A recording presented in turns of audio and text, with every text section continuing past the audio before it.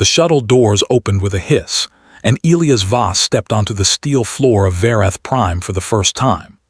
The air tasted different here, recycled, cold, and carrying the faint smell of metal and something organic he could not name. He was 19 years old, carried one bag over his shoulder, and had traveled 4 months across 3 relay gates to reach the Galactic Union Military Academy. He was one of 3 humans in the entire intake year. The station world was enormous. Curved hallways stretched in every direction, lined with glowing panels that shifted color depending on the species walking beneath them. Elias watched as creatures of every shape moved past him, tall ones, short ones, ones with too many arms, ones with no arms at all. Some walked, some floated. A few crawled along the walls using sticky limbs. None of them looked at him twice. Humans were new to the Union. Earth had been accepted only 4 years ago, and most species still treated humanity like a temporary guest who might be asked to leave at any moment. Elias understood this. He did not expect a warm welcome, and he did not receive one. His barracks assignment was Block 7, a mixed-species unit on the Academy's lower ring. When he walked through the door with his bag, 12 aliens turned to look at him. The room went quiet for exactly 2 seconds. Then they went back to whatever they were doing, as if he was not worth the pause. The bunks were built for different body types. Some were wide stone slabs for the heavy species. Others were hanging nets for the climbers. Elias found the one marked with a human standard tag and dropped his bag on it. The mattress was thin and hard.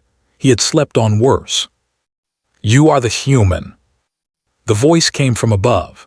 Elias looked up and saw a massive figure stepping down from an upper platform. He was a Dreven nearly 7 feet tall, covered in dark green scales, with 4 muscular arms and a jaw that could crack stone. His name, Elias would learn, was Toron. "That is me," Elias said. Toron looked him over the way a butcher looks at a small cut of meat. "Smaller than I expected." "Most things are next to you."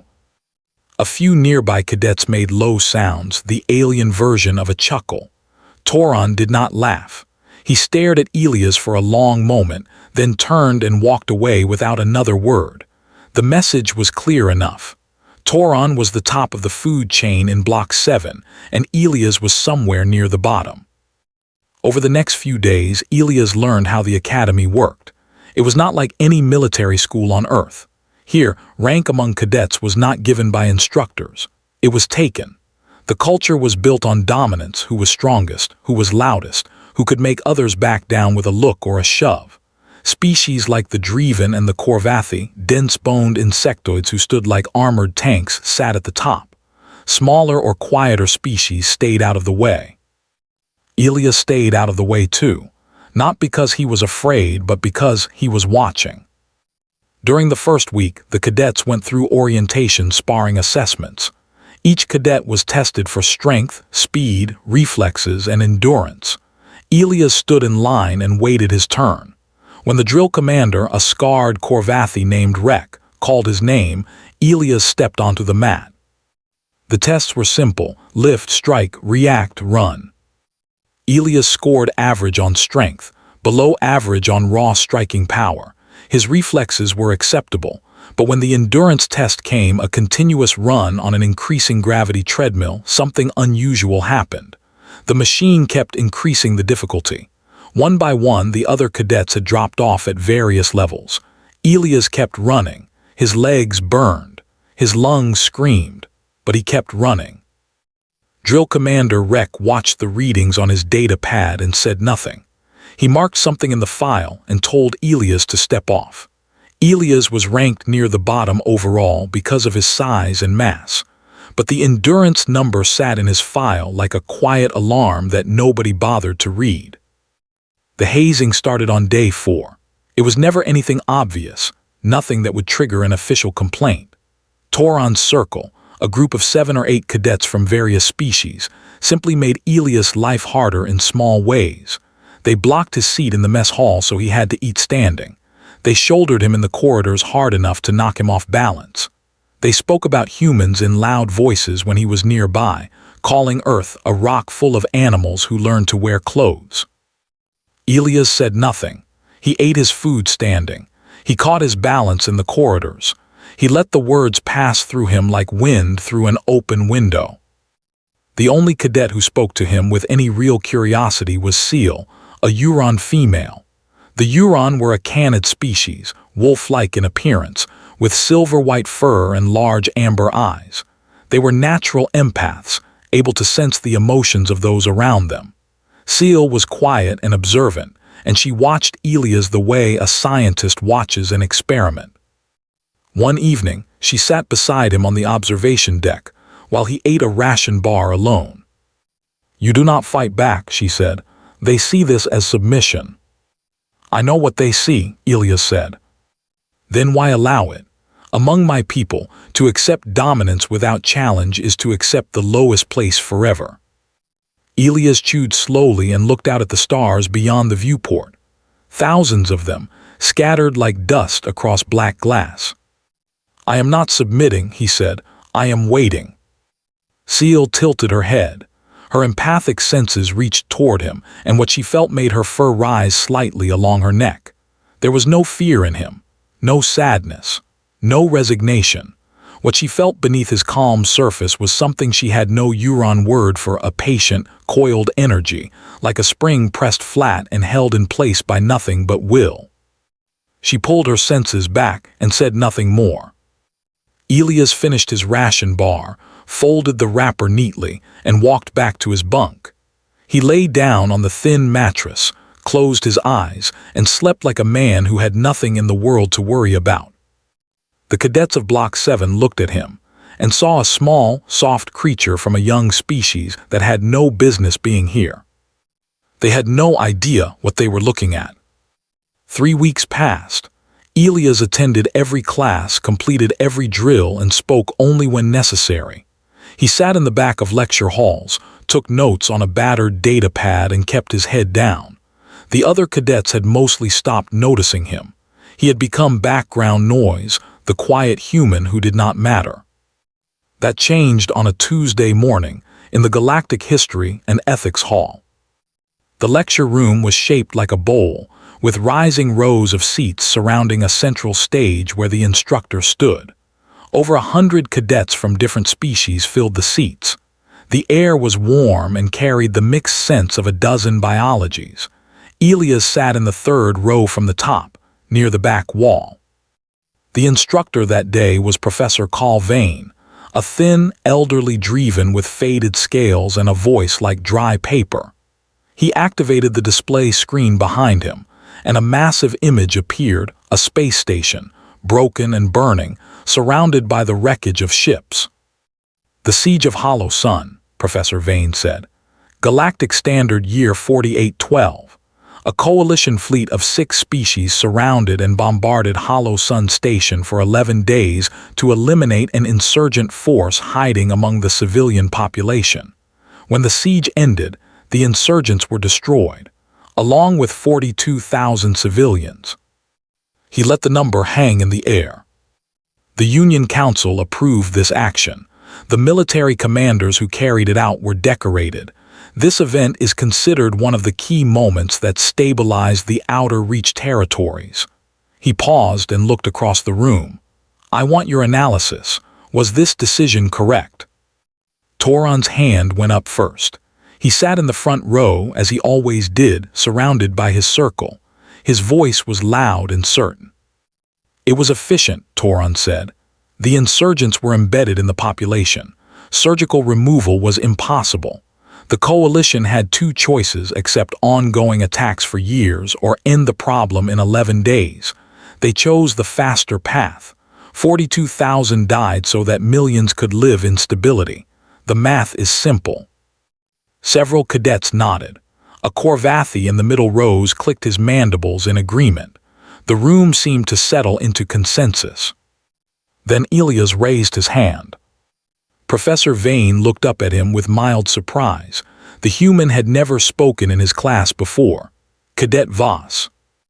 Elias lowered his hand and spoke in a calm, even voice that carried clearly through the room. "The math is not simple. It is wrong. Toron turned in his seat to look at him. The room shifted.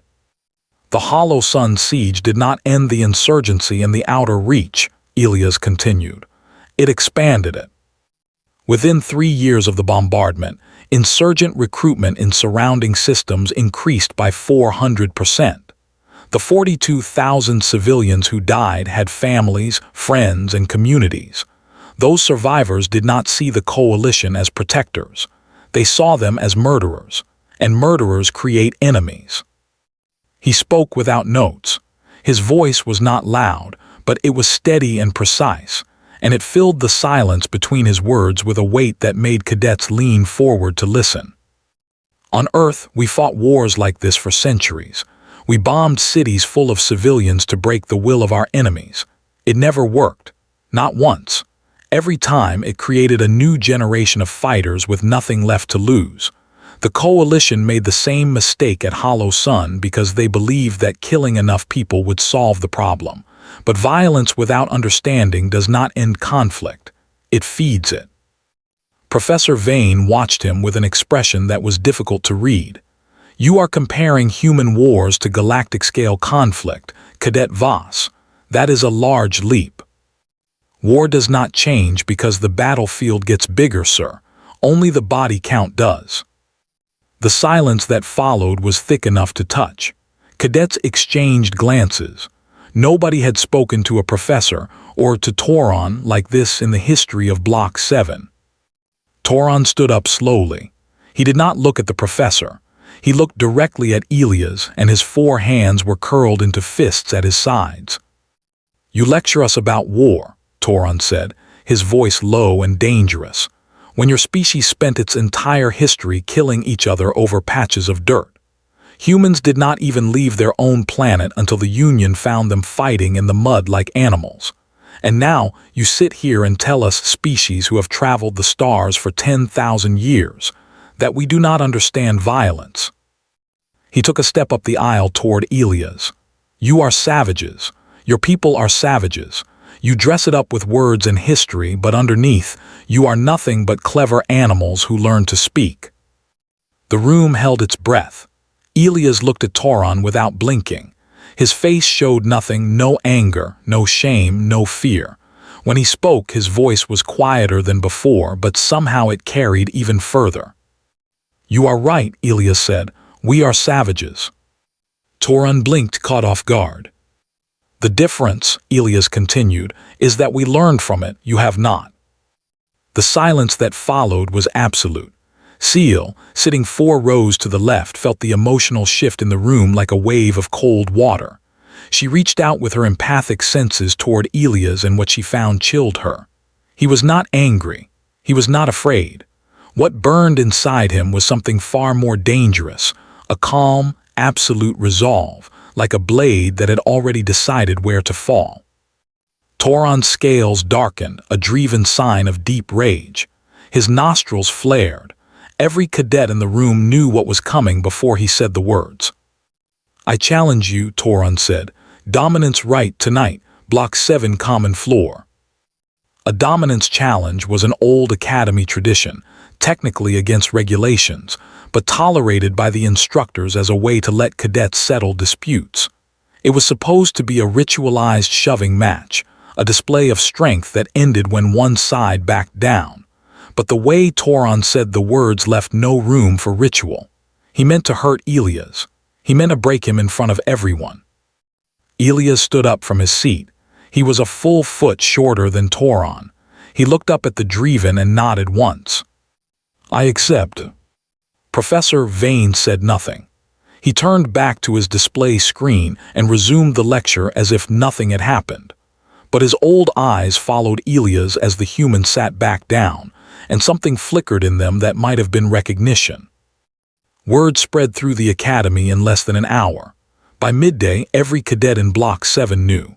By evening, cadets from other blocks were finding excuses to visit. Bets were placed on data pads across the station. The odds were not complicated. Toron was 7 feet tall, had 4 arms, and outweighed Elias by over 100 pounds of scaled muscle. No one bet on the human. Seal found Elias in the equipment bay that afternoon, sitting alone on a bench, wrapping his hands with strips of training cloth. She sat across from him and watched his fingers move, slow, precise, practiced. "You cannot win this," she said. "Maybe not. He will bring his circle, you know this. It will not be a fair fight." "I know. Then why did you accept?"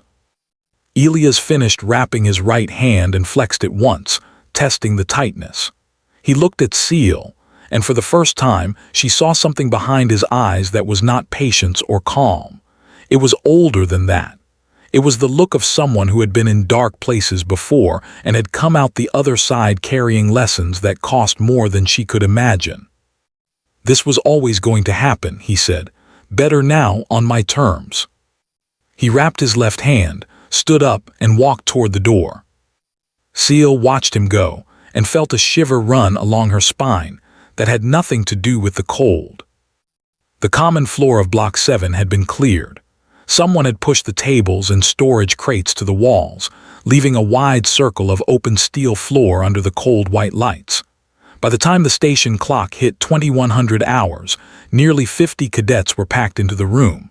They lined the walls, sat on crates, and perched on upper railings. The air was thick with tension and the mixed body heat of a dozen species. No instructors were present. That was part of the tradition. What happened on the common floor stayed on the common floor. Toron arrived first. He walked through the crowd with his 4 arms hanging loose at his sides and his dark green scales catching the light. Behind him came 9 others, his inner circle.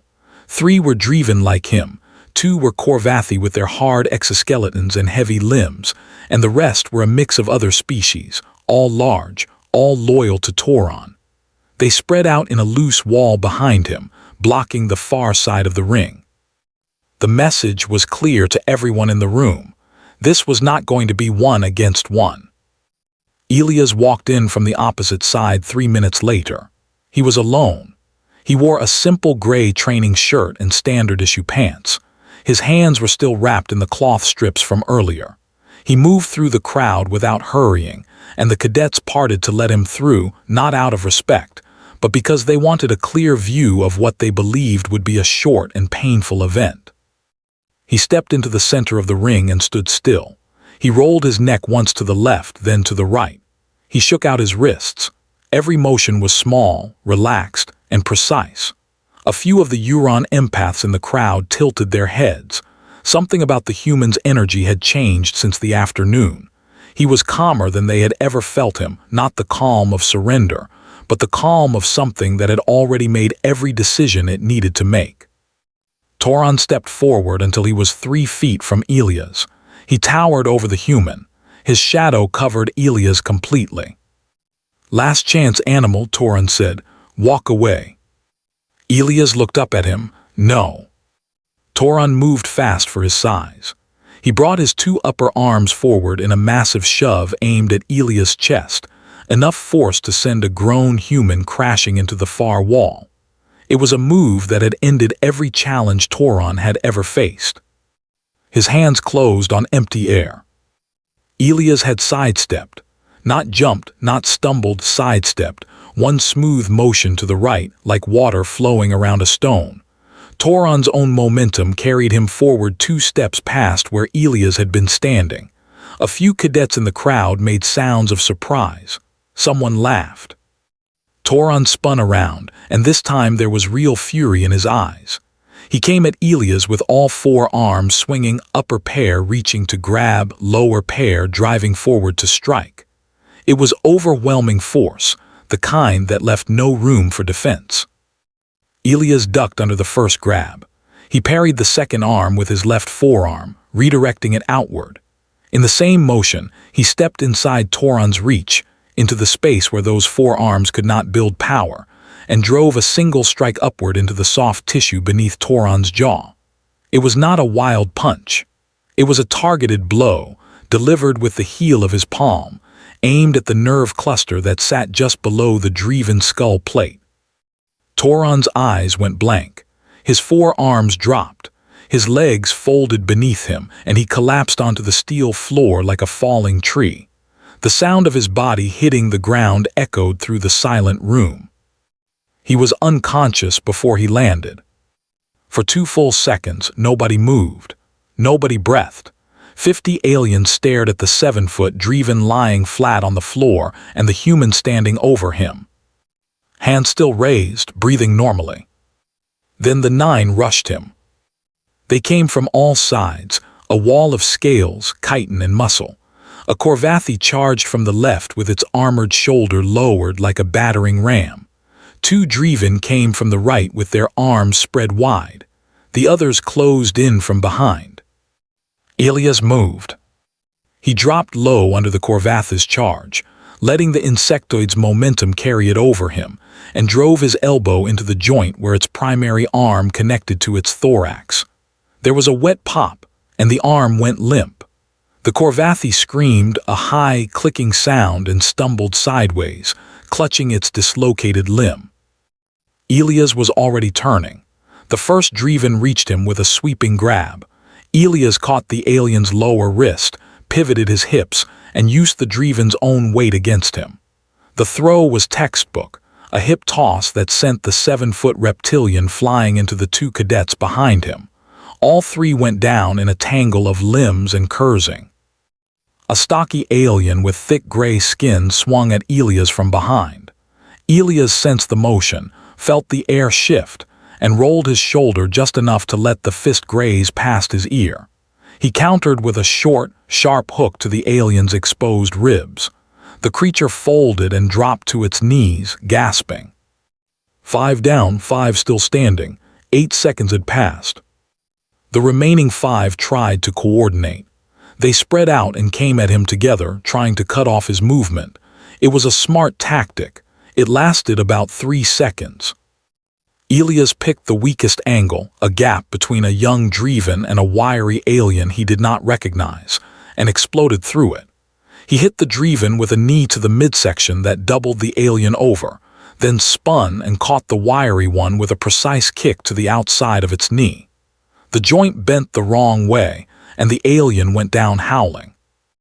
A Euron, one of Tauron's pack allies, charged at Ilias with teeth bared and claws extended. Ilias sidestepped the lunge and delivered a single punch to the Euron's liver. It was a body shot so precise, so perfectly placed, that the empathic cadets watching from the crowd physically flinched. They felt the pain secondhand, a white-hot flash that radiated through their senses like a shockwave. The Euron crumpled to the floor, conscious but unable to move, whimpering through clenched teeth. The second Corvathi, the last one standing, hesitated. It looked at the 8 bodies on the floor. It looked at Ilias, who stood in the center of the ring with his fists raised, his breathing only slightly faster than normal, a thin line of blood running from a split in his lower lip. The Corvathi charged anyway, respect for courage. Ilias met the charge head-on. He absorbed the impact with bent knees, wrapped his arm around the Corvathi's thick neck and applied a chokehold, not a crush, but a controlled squeeze on the blood vessels along the side of the neck. The Corvathi thrashed for 4 seconds, then 5, then its movement slowed and its eyes dimmed. Ilias held the pressure for 2 more seconds, then carefully, almost gently, lowered the unconscious alien to the floor. He stood up. The ring was silent. 10 aliens lay on the steel floor around him, some unconscious, some groaning, some staring at the ceiling with blank, stunned expressions. Tauron had not moved from where he had fallen. Ilias stood in the center of it all. His wrapped hands hung at his sides. The split lip bled slowly. A dark bruise was forming on his left forearm where someone's fist had connected. Those were his only injuries. 38 seconds. That was how long the entire fight had lasted from the moment Tauron hit the floor to the moment the last Corvathi closed its eyes. Someone with a data pad had timed it. The number would be repeated across the academy for weeks.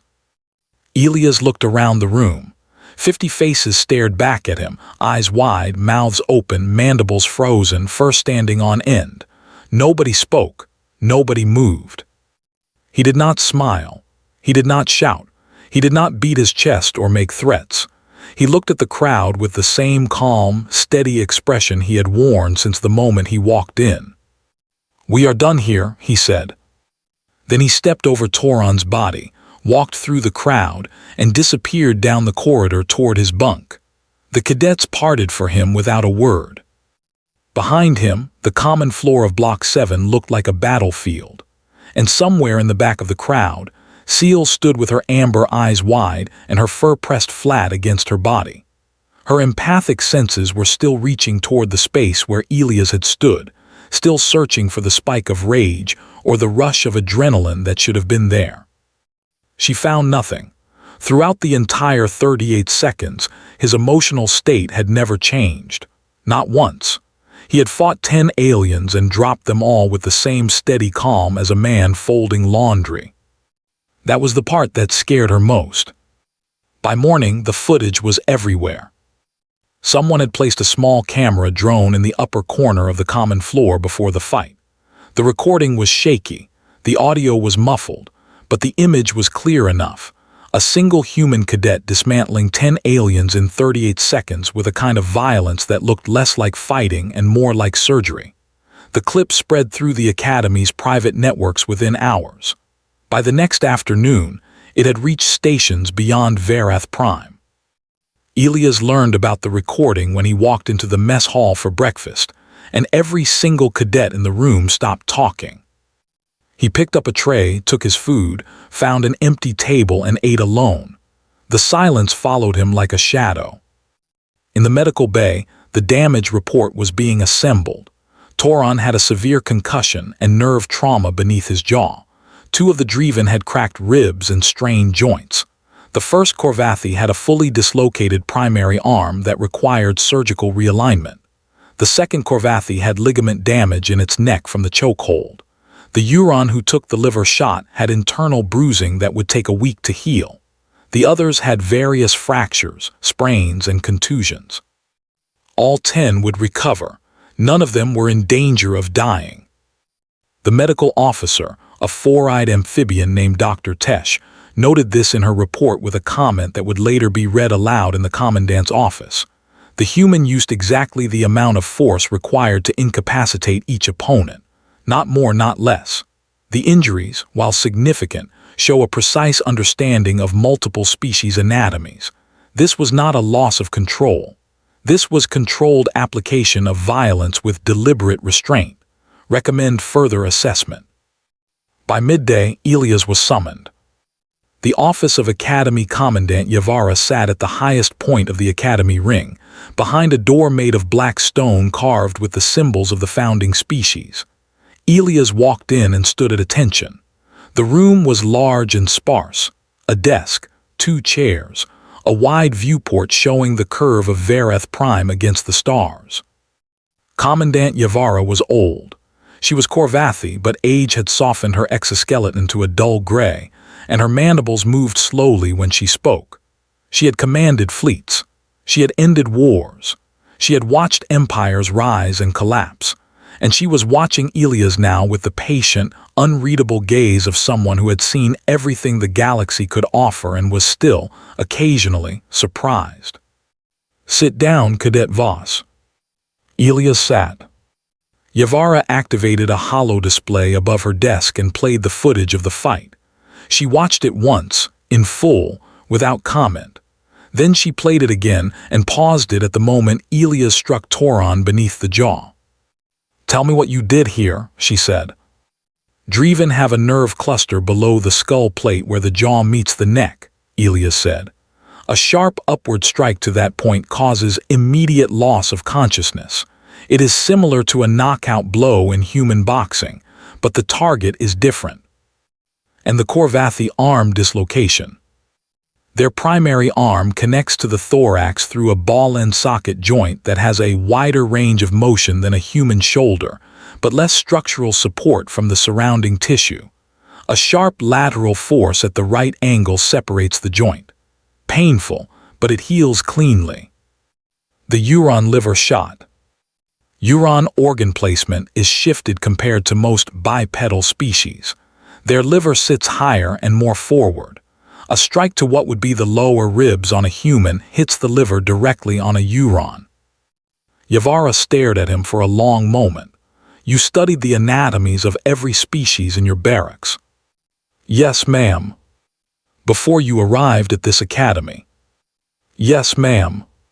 She closed the holo display and leaned back in her chair. The silence stretched between them. Outside the viewport, a transport ship drifted past, its running lights blinking in the dark. I have read your full file, Cadet Voss, Yavara said. You grew up in the Rio de Janeiro fringe on Earth, one of the most dangerous urban zones on your planet. No parents on record after age 11. You survived on the streets for 6 years before applying to the Union military program.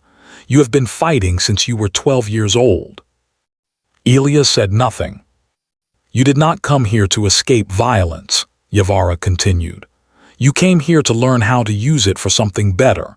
That is what your application essay said. I read it 3 times before approving your admission. You approved my admission personally, Elias asked. I approve every human admission personally. Your species is still on probation with the Union. Every human who enters this academy reflects on whether your kind will be allowed to stay. She paused. You have made my job considerably harder in the last 12 hours. Elias held her gaze but said nothing. Yavara explained the situation. The fight had created a political problem. Delegations from several species were furious. The Dreven ambassador had filed a formal protest calling humans uncontrollable predators and demanding Elia's immediate removal. Other species were less vocal but equally concerned. A single human had taken down 10 cadets from multiple species in under a minute. The footage was being used as evidence that humanity was too dangerous to be trusted with military training. They want to expel you, Yavara said. Some want to expel all humans from the academy. And what do you want? Elias asked. Yavara regarded him with her ancient, unreadable eyes. The dominance challenge is a tradition this academy has tolerated for centuries. It exists because we believe that leaders must be tested, not by examinations or simulations, but by real pressure. Most cadets who accept a challenge posture and shove. A few actually fight. None in my memory have done what you did last night. She stood and walked to the viewport.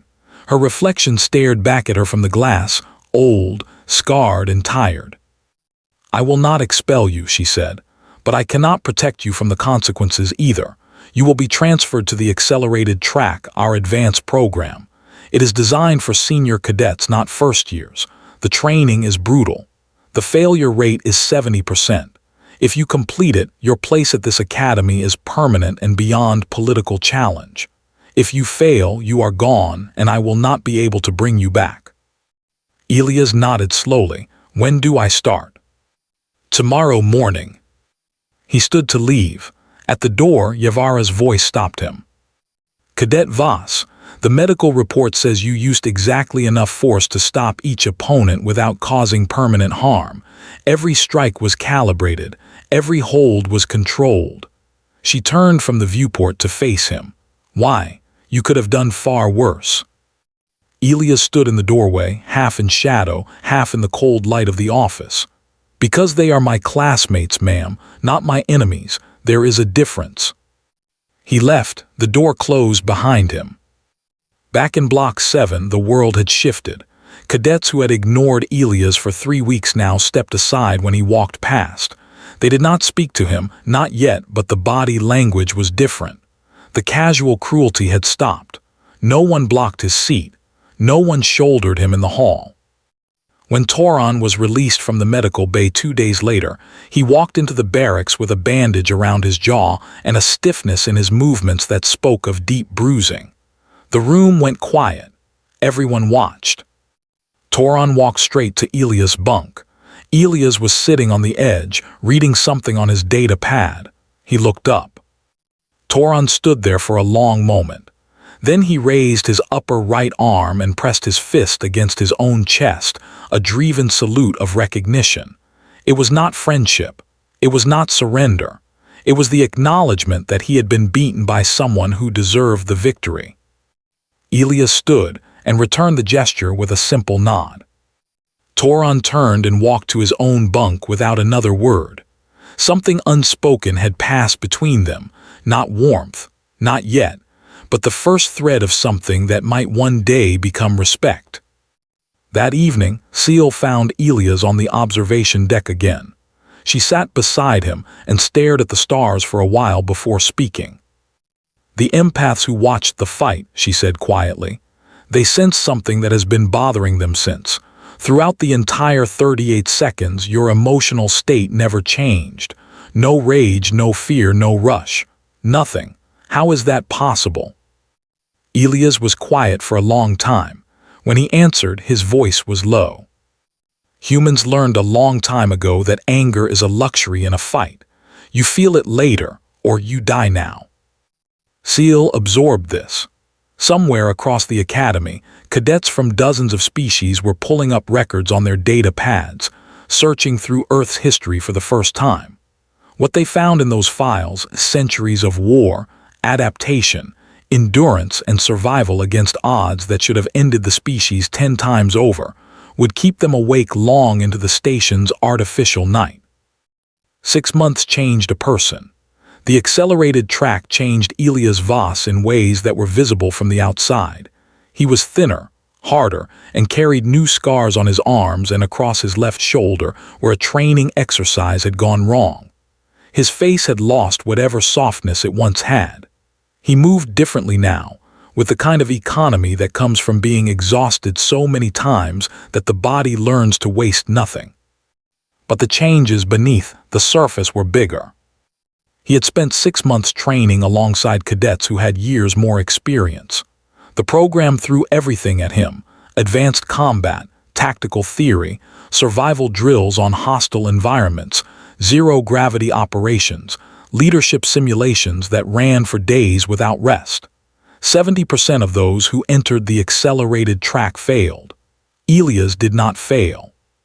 He came close twice. Once when a desert survival exercise nearly killed him from dehydration, and once when a simulated starship breach left him floating in vacuum with a cracked helmet seal for 40 seconds before rescue arrived. He survived both. The other cadets in the program noticed. What surprised them was not his skill, though that improved steadily. What surprised them was his willingness to suffer for others. When a teammate lagged behind on a forced march, Elias carried their gear. When a driven cadet collapsed from heat exhaustion during a jungle exercise, Elias stayed with her instead of pushing ahead to improve his own score. When rations ran short during a week-long field deployment, he quietly gave his share to those who needed it more. He did not do these things to be noticed. He did them because it was who he was. The other cadets noticed anyway.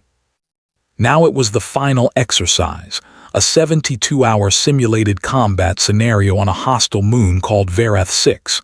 The moon was real. The environment was real: low gravity, thin atmosphere, freezing temperatures, and rocky terrain that could break an ankle with one wrong step. Only the enemy forces were simulated, projected by drones and hollow emitters scattered across the surface. Elias was assigned command of a 10-member squad. When he read the roster, he felt something close to amusement. The names included Toron, Seal, a Corvathi cadet named Dren, and several others from Block 7, including 2 who had been among the 9 who rushed him on the common floor 6 months earlier. Someone in the Academy administration had a sense of irony. They deployed at dawn station time. The mission was straightforward on paper: hold a designated outpost position against waves of simulated enemy forces for 3 full days. No resupply, no reinforcements. Whatever they brought with them was all they had. The first 12 hours went well. The squad established defensive positions, set sensor perimeters, and rotated watch shifts. Elias kept his orders brief and clear. He listened to Toron's input on fortification placement and used Seal's empathic abilities to detect the simulated enemy's approach patterns. Each member of the squad had a role, and Elias made sure each of them knew it mattered. By hour 20, the enemy waves had intensified. The drones were faster, more numerous, and attacked from multiple directions at once. The squad held, but the pressure was constant. Sleep became a luxury. Food was running low. By hour 40, the cracks began to show. A young Dreven named Vex sat down behind a rock formation and refused to move. "This is pointless," he said. "The scenario is designed for us to fail.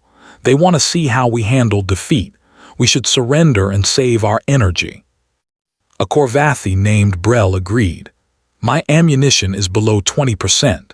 We cannot hold for another 32 hours. Others murmured. The cold was getting to them. The thin atmosphere made every breath feel like it was not enough. Toron sat against the outpost wall with a deep gash on his left flank from a drone strike that had gotten too close. He was in pain, though he did his best to hide it. Elias listened to all of them without interrupting. When the complaints died down, he spoke. "You might be right," he said. "Maybe this is designed for us to fail. Maybe the instructors expect us to surrender at hour 40, and they have a lesson prepared about knowing when to retreat. That is a real possibility." He paused and looked around at each of them. 10 faces from 6 different species, all exhausted, all watching him. "But I am not going to surrender. Not because I think we can win. Not because I am too proud to lose. But because every one of you has fought too hard to get here, and you deserve a commander who will stand with you until the end. If we go down swinging. And we go down together." Nobody spoke for a long moment. Then Toron pushed himself to his feet with a grunt of pain and picked up his weapon. "Stop talking," Toron said. "Tell us the plan." From that point forward, something shifted in the squad. It was not dramatic. There was no rousing battle cry or sudden surge of energy. They were still tired, still hurt, still low on supplies. But a thread of steel had woven itself through the group, connecting them to each other through the person standing in the middle. Elias took the worst watch shifts. He carried Toron's gear when the Dreven's injury made movement difficult. He gave his remaining rations to Dren, whose Corvathi metabolism was burning through energy faster than anyone else. He did not sleep for the last 26 hours of the exercise. In the final 6 hours, the simulation threw everything it had at them. The enemy waves came without pause from the ground, from the ridgelines, from the thin sky above. The squad's ammunition dropped to near zero. Their positions were overrun twice, and twice they pulled back, regrouped, and counterattacked. At hour 68, with 4 hours remaining, Elias gathered the squad and explained a plan so reckless that Toron stared at him for 10 seconds before responding. "That is insane," Toron said. "I know. It will not work." "It might." Toron looked at the others. They looked at Elias, and one by one they nodded. The plan was simple in concept and terrifying in execution. Instead of defending the outpost, they would abandon it, fall back to a narrow canyon half a kilometer to the east, and funnel the enemy forces into a choke point. They would use their remaining explosives to collapse the canyon walls behind the enemy once they entered, trapping them. Then the squad would pick off what remained. It meant giving up the position they had been ordered to hold. It meant gambling everything on a single move. It meant trusting that the terrain would do what Elias believed it would do. They moved at hour 69. By hour 70, they were in position. The enemy drones followed them into the canyon exactly as Elias had predicted. The explosives fired. The canyon walls came down. And for the next 2 hours, the squad held the choke point with almost no ammunition, using rocks, improvised weapons, and sheer refusal to stop. When the 72-hour mark arrived and the simulation ended, all 10 squad members were still standing. Battered, bleeding, half-frozen, running on nothing but willpower and whatever Elias had put into them, but standing. The simulation instructors later admitted in their official report that the canyon strategy had not been among the anticipated solutions. The exercise was, in fact, designed to be unwinnable through conventional defense. No squad in the past 8 years had held the full 72 hours. Ilia's squad did not just hold, they won. The graduation ceremony was held 3 weeks later in the Academy's Great Hall, a vast space with a ceiling that displayed a live feed of the stars outside. Over 1,000 cadets, instructors, and dignitaries filled the tiered seating. The air hummed with the sounds of a dozen languages and the quiet electricity of an event that everyone sensed was different from the years before. Commandant Yevara stood at the central podium and addressed the assembly. She was old and her voice was no longer strong, but every word reached the back of the hall. She spoke about strength and about what the Union had gotten wrong about it for a very long time. She spoke about the assumption that civilized species were tame ones, that peace meant the absence of the ability to cause harm. She argued the opposite. True peace, she said, was built and maintained by those who had the full capacity to destroy and who chose, every single day, not to. She did not mention Ilias by name. She did not need to. When the accelerated track graduates were called to the stage, Ilias walked across the polished floor in his dress uniform. He was still thinner than he had been 6 months ago. The scar on his shoulder was visible above his collar. His face was calm. As he crossed the midpoint of the stage, a sound rose from the seating section assigned to Block 7. Toron stood first. He pressed his fist to his chest, the Dreven salute. Then Seal stood. Then Dren. Then Vec. Then the 2 cadets who had once rushed Ilias on the common floor and had spent the last 72 hours fighting beside him in a frozen canyon. One by one, every member of Block 7 rose and saluted. It was a gesture that had never been given to a human before. Ilias paused on the stage. He looked at them for a long moment. Then he returned the salute, a simple nod, and continued walking. After the ceremony, when the hall had emptied and the noise had faded, Seal found him on the observation deck. He was standing alone, as he often did, looking out at the stars. The viewport stretched floor to ceiling, and the galaxy spilled across the glass like scattered light. She stood beside him and said nothing for a while. The silence between them was comfortable now, the kind of silence that exists between people who have been through something together and do not need words to acknowledge it. "What are you thinking?" she asked. Ilias watched a distant star pulse once, faintly, at the edge of the visible spectrum.